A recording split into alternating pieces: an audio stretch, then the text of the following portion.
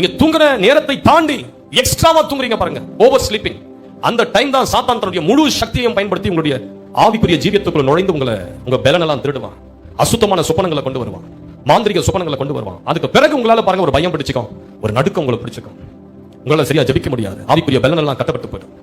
அதுக்கு பிறகு நீங்க ஒரு விடுதலை கூட்டத்துக்கு வந்து விடுதலை பெற வேண்டியதா இருக்கும். அதுக்கு பிறகு நீங்க ஒரு விடுதலை கூட்டத்துக்கு வந்து விடுதலை பெற வேண்டியதா இருக்கும்.